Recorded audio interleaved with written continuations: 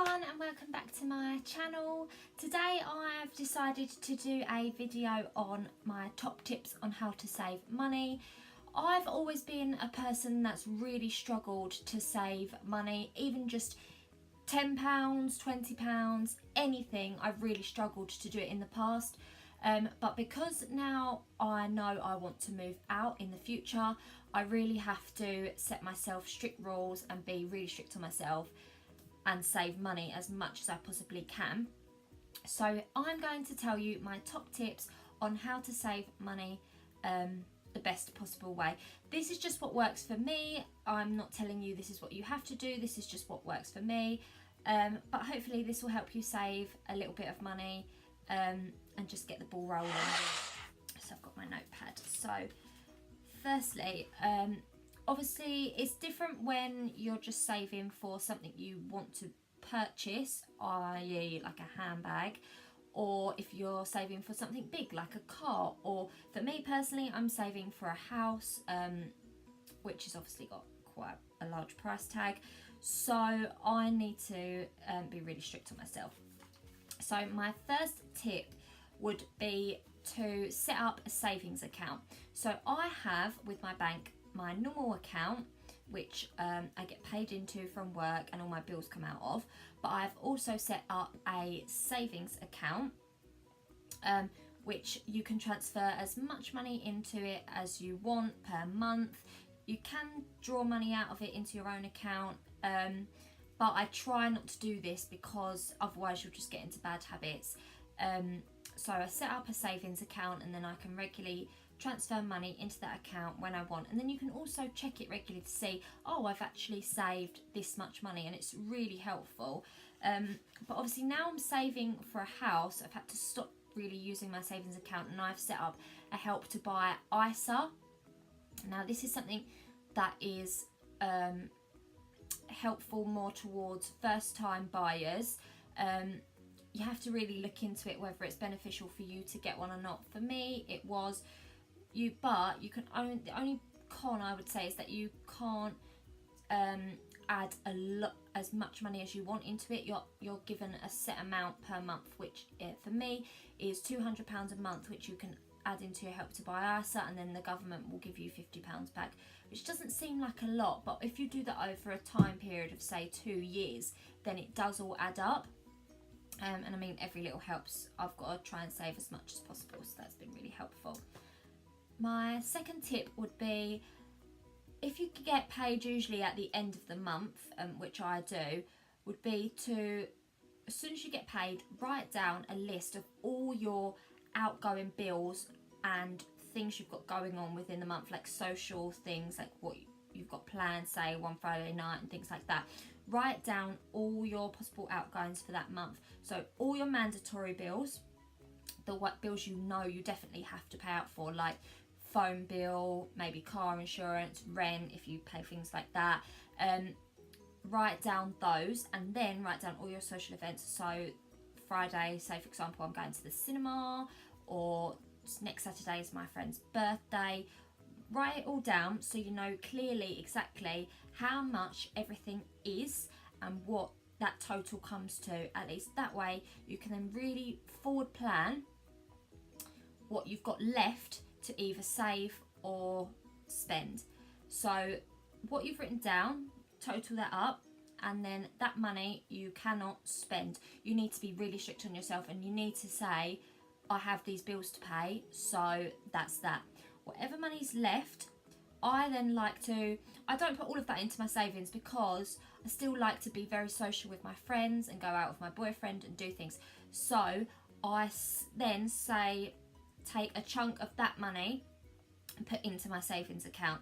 Say for example £50, that's just an example, and then whatever I've got going on socially, I can know I've got that money to spend on that, and then whatever's left at the end of the month is quite a nice bonus, but that goes into my savings account. And that's just how it is. I've just got to be really strict. If you're focused on what you've got outgoing, then you can do it. It's not like you can't socialise, because you can. I still socialise and I still see my friends and do all these things with my boyfriend, but it's just about budgeting and things like that. My next tip would be to review your finances regularly. Now, there are times in the month where I'm like, oh my God, I really don't want to look at my bank account because I am scared. I've done too much online shopping and I do not want to know that I've probably got minus 3p in my account. But you have to be realistic. I try to review my bank account once a week. Sometimes I do it more, sometimes I do it less, but you have to regularly review it. You have to know your outgoings, you have to know your incomings, you have to see that everything is going as per how you've planned it. Otherwise, you'll go, say, shopping and you'll just be like, oh yeah, it'll be all right, I can buy that. And then a week later, you look at your account and you'll be like, oh, I shouldn't have really bought that, can't really afford it. So you've got to regularly check your account and just make sure things are going how you want them to go, so you don't have any nasty surprises. My next tip would be, don't go crazy and splurge. We all do it. I love online shopping and I cannot tell you, I love going out for dinner with my boyfriend. I love shopping online. I like buying new clothes. That's just my thing. But you can't keep saying to yourself, oh yeah, it'll be all right. Oh, I'll save next month, because you won't do it. It won't happen. You need to be strict on yourself. I'm not saying don't go out and have a good time, because I'm still social, I still do things, but there needs to be a limit. You need to set yourself rules and stick to that. Okay, my next tip would be, set yourself goals. Know what you want to achieve and say when you want to achieve it by. If you want that handbag that you've been looking at for weeks, you need to save for it. So you need to set yourself goals. If you want something by a specific date, then how to achieve that is regularly setting money aside to get that. If you don't have goals, then how are you going to look forward to things? It's more beneficial to me to set goals, because then I've got it in my head, yeah, I really want that, and if I want it, I'm going to work hard for it. So therefore, I'm going to be strict on myself and I'm going to save that money because I want whatever that is. For example, a new car, a handbag. It's just setting yourself goals is one of the best ways to look at things and be like, this is how I want to plan things, this is what I would like to happen.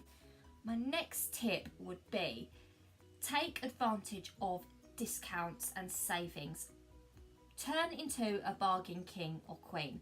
Whenever you go out for dinner or you buy things online, always look for a money off voucher, a discount code, anything like that. I cannot tell you how much, if you do some prior research, how much this can actually save you. I went out for a meal and I found a voucher online that saved me 50% of my meal cost. Now 50% is quite a lot. Like, I've just halved my bill automatically just because I went online and typed in discount code for blah blah. It's so easy to do, it's so simple. Most of them ask you to sign up with an email, but to be honest, I don't really check my spam email anyway, so I've saved 50% on my meal. I'm happy. Now, my boyfriend is sometimes a bit like, oh no, I don't want to use a voucher code, it's a bit like stingy, but I'm a bargain queen, hun. Like, if I want to save money, I don't want to pay the full price for a meal when I can get 50% off, do I? No. Find yourself a discount or voucher. Trust me, worth it.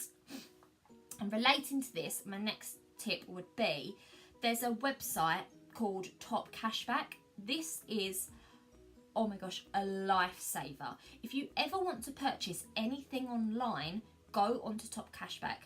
Now, Top Cashback doesn't have all websites on there, so you may not find any website that you require. However, type in the website that you want to do some online shopping on. For example, Topshop.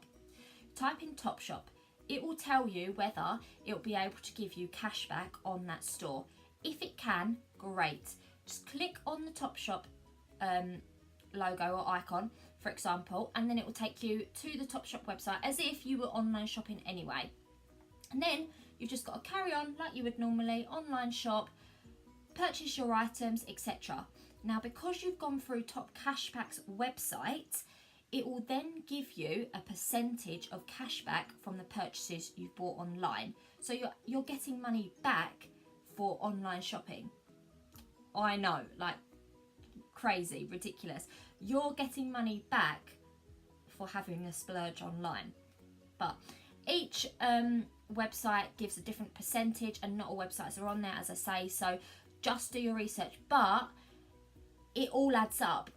You could only get £1 cashback, you could only get 50p cashback, you could get £5 cashback, but once it all adds up, you can then transfer that money into your account and you've got money back for shopping online. I mean, what a dream. And finally, my last tip would be to research cheaper alternatives online. Any beauty products that you can find in high street stores, for example Boots or Superdrug, research to find a cheap alternative. If you go onto Amazon and you type in, for example, simple makeup wipes, micellar cleansing water, I guarantee you can find the exact product online, for example on Amazon, for much cheaper than you would in the store. And you can probably buy a larger quantity, for example a larger meal of a bottle and things like that. Guarantee you can find it much cheaper if you look online. You just have to be savvy about these things. Do your research. It might take a bit longer and you might be scrolling for a while online, but trust me, it's all worth it when you save money and you see money is being saved into your account, and you can finally purchase things that you really like or you really want, or you finally achieved your goal that you really wanted. So it all becomes worth it in the end, trust me. So I hope you all enjoyed my top tips. If anybody else has any other tips they'd like to share, please feel free to comment.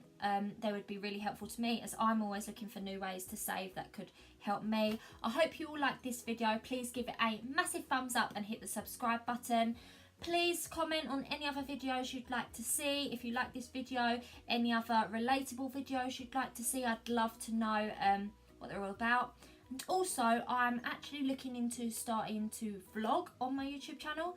So if anyone's got any good cameras that I could possibly purchase, like which ones are the best, any tips, any ideas would be really helpful. Just let me know in the comments. But thank you all for watching. Thank you so much for your support, and I'll see you next week for my next video.